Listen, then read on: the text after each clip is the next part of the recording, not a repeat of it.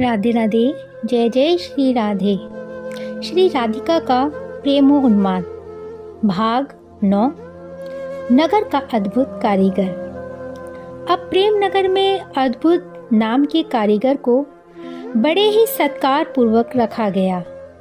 वो कारीगर राजा और नगर के निवासियों के लिए सजावट की सामग्रियां संग्रह करता है।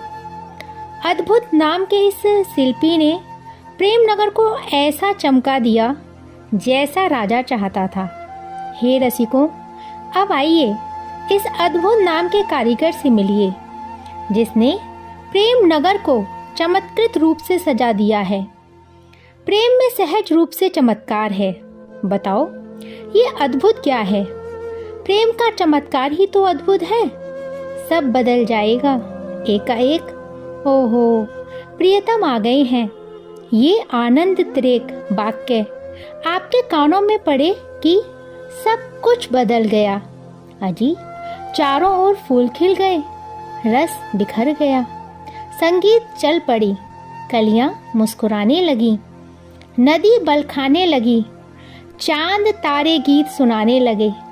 उस समय कोई भी कुछ भी कहे बुरा नहीं लगता।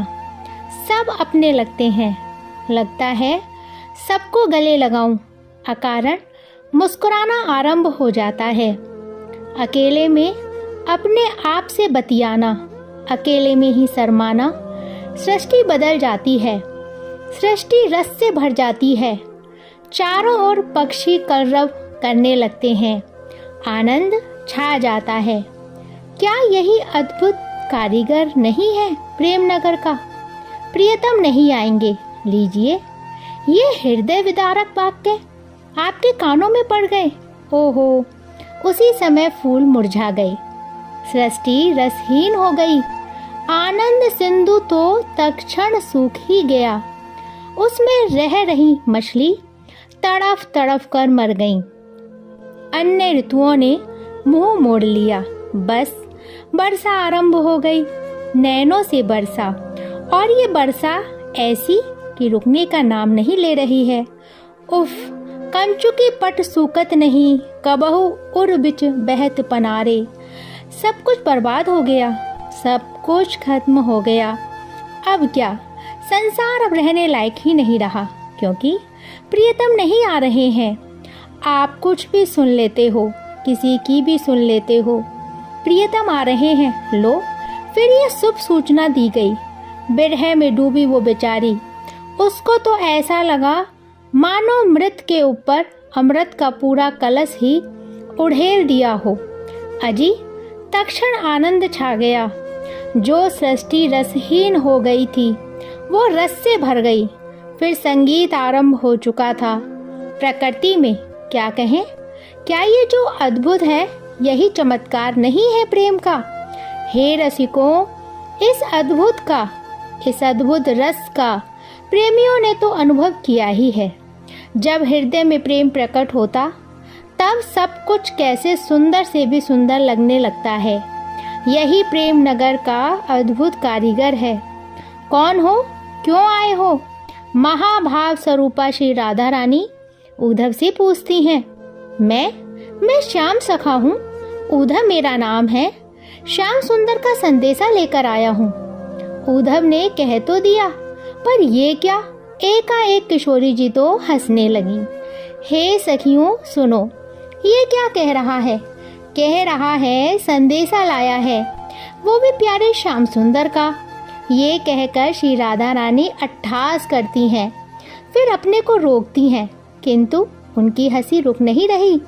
कुछ समय लगा, उनकी हंसी रुकी। अति हंसी के कारण उनका मुख कमल तीव्र अरुण हो गया था। फिर उन्होंने उद्धव की ओर देखा। अपनी हंसी इस बार उन्होंने अच्छे से रोक ली थी। आप इस तरह क्यों हंस रही हैं? आप एक संदेश वाहक की हंसी उड़ा रही हैं। शायद उद्धव को अच्छा नहीं लगा था। ये प्रथम भेंट तो थी इस परम ज्ञानी उद्धव की आह्लादनी श्री राधा से। परदेश जो गया हो उसका संदेश होता है, किंतु मेरे प्राणनाथ तो कहीं गए ही नहीं हैं। ओहो, श्री राधा रानी ने ये क्या कह दिया? हाँ, नहीं गए, सच में नहीं गए। इतना कहकर श्री राधा रानी इधर उधर देखने लगी। फिर उठकर एकाएक खड़ी हो गईं। वो देखो, वो रहे श्याम सुंदर। देखो ना, ओहो कितने सुंदर लग रहे हैं ना। उनकी पीतांबर स्वर्ण की तरह चमक रही है। वो अनुपम लग रहे हैं। देखो, हे श्याम सखा, देखो तुमने वो देखा नहीं तुमने? उद्धव देख रहे हैं, किंतु दिखाई दिए वो उद्धव। अब उन्होंने अपने अधरों पर बांसुरी धर ली है। हाय, मुझे बुला रहे हैं। देखो देखो, श्री राधा नानी उन्माद से भर गई हैं। नहीं, मुझे नहीं दिखाई दे रहे, उद्धव ने स्पष्ट कहा। अरे वो रहे। श्री राधा ने जब फिर दिखाया तो उद्धव वो चले गए। अरे वो गए। श्री राधा रानी दौड़ी पर आगे जाकर गिर गईं। उद्धव उनके पास गए तो वो रो रही थीं। उद्धव, गलती मेरी है। उन्होंने मुझे कितनी बार कहा कि हे राधे, तुम और हम एक हैं। हमारी बातें निर्जाता की हैं, किसी को मत बताना, किसी को मत बताया करो। पर मैं पगली उनकी बात नहीं मानती, नहीं मानी और तुमको बता दिया। अब वो मुझसे रूठकर चले गए।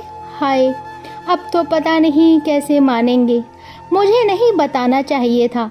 वो अकेले में मुझसे मिलने आए थे, पर वो तो मथुरा गए हैं। उद्धव ने फिर से कह दिया। क्या? नहीं, तू झूठ बोल रहा है।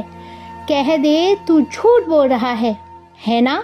मुझे छोड़कर वो कहीं भी नहीं जा सकते, ना जाएंगे। क्यों जाएंगे? इस राधा के बिना उनका मन ही नहीं लगता। वो हर समय मेरी प्यारी, प्रिय, मेरी सर्वेश्वरी, मेरी प्राण आधार, मेरी जीवनी, मेरी हृदयेश्वरी। उद्धव, वो कहते नहीं थकते थे। वो दिन भर रात में भी मेरे आगे पीछे ही रहते। अब तू बता, वो मुझे छोड़कर कैसे कहीं जा सकते हैं? बोल। उद्धव इस अद्भुत भाव को देखकर चमत्कृत हैं। ये क्या है? मौन हो रहे हैं। वो क्या बोले? ये कितना क्या क्या सोचकर आए थे कि ये ज्ञान दूंगा या वो योग दूंगा, पर यहाँ तो कुछ और ही है। क्षण क्षण में सब कुछ बदल रहा है। ये श्री राधा कभी हंसती हैं तो दूसरे ही क्षण रोने लग जाती हैं। ये हो क्या रहा है? उद्धव, तुम सच कह रहे हो, वो मथुरा चले गए। श्री राधा ने अब ये कहा। उद्धव चकित हो गए। अब ये क्या बोल रही हैं? पर उद्धव चकित क्यों? ये उद्धव की बात का ही तो अनुमोदन कर रही है ना। उद्धव ने अब कुछ समझ में नहीं आ रहा। हाय नाथ, हाय हाय, मेरे नाथ मुझे छोड़कर चले गए। उद्धव, उन्होंने मुझे छोड़ दिया। तुम सच कह रहे हो। देखो, सब कुछ जल रहा है इस वृंदावन में, सब जल गया है। विरह की दावानल से सब जलाकर खाक कर दिया है। उद्धव, ये कहते हुए श्री राधा रानी मूर्छित होकर गिर गईं। कुछ समय लगा उन्हें वापस जागृत होने में। जब वो जागी तब उद्धव ने जो देखा, हंस रही थी श्री राधा रानी, मुस्कुरा रही थी। उद्धव, मेरे कहने से ही श्याम सुंदर मथुरा गए हैं। हाँ, सच कह रही हूँ मैं। इतना कहकर सूनी आंखों से वो शून्य को देखने लगी थी। मैंने उनको बहुत दुख दिया उद्धव, बहुत अभिमानिनी राधा, गर्व से भरी हुई। काहे का गर्व? मैं सुंदर भी नहीं थी और वो श्याम सुंदर मेरे आगे पीछे। तुम सुंदर हो राधे, तुम बहुत सुंदर हो। कहते फिरते मेरे लिए वो क्या नहीं करते, पर मैं जब देखो तब मान करती रहती। एक दिन वो मेरे मान करने के कारण पूरी रात्रि इसी यमुना के किनारे बैठे रहे, अपने भवन भी नहीं गए, रोते रहे पूरी रात। ये कहते हुए श्री राधा फिर रोने लगी। उद्धव, मैं सुबह जब यमुना जल भरने आई तो वो बैठे रो रहे थे। ओहो, मेरे कारण ये पूरी रात रोते रहे। मैंने उनसे हाथ जोड़कर कहा, हे श्याम सुंदर, राधा तुम्हें बहुत दुख दे रही है। तुम वृंदावन से बाहर चले जाओ। क्या कह रही हो प्यारी?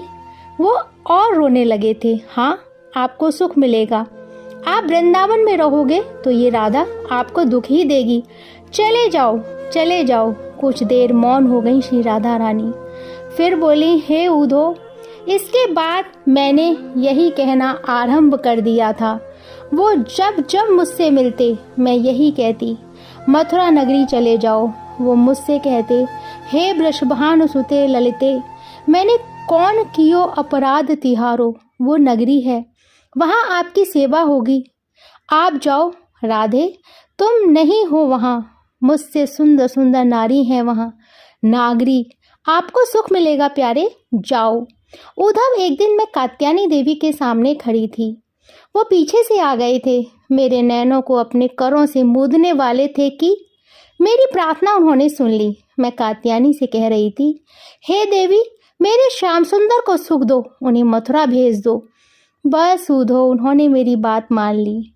यह कहकर श्री राधा रानी बिलक बिलक कर रोने लगी, हिलकियों से रोने लगी। वो चले गए, मेरी बात मानकर वो मथुरा चले गए। यह कहते हुए फिर श्री राधा ने अपने आंसू पोंछे। पागल हूँ मैं ही जाओ कहती हूँ और मैं ही रोती हूँ। फिर हंसने लगी। श्री राधा, नहीं, मुझे खुशी है, वह प्रसन्न होंगे वहाँ, है ना उद्धव? उनकी सेवा हो रही होगी ना वहाँ। ये कहते हुए श्री राधा के अश्रु अविरल बहने लगे थे, उनके सारे वस्त्र भीग गए थे। सखियों ने उद्धव को शांत रहने के लिए कहा, पर उद्धव को कुछ समझ में नहीं आ रहा था कि ये है क्या। यही है अद्भुत, यही है प्रेम का चमत्कार है, जो क्षण क्षण में अनेकों रंगों में दिखाई देता है। हे रसिकों, अनेक रंग प्रेम नगरी में इस अद्भुत नाम के कारीगर ने भर दिए थे। जो भी देखता था वो आश्चर्य से देखता रह जाता था। जय जय श्री राधे श्याम।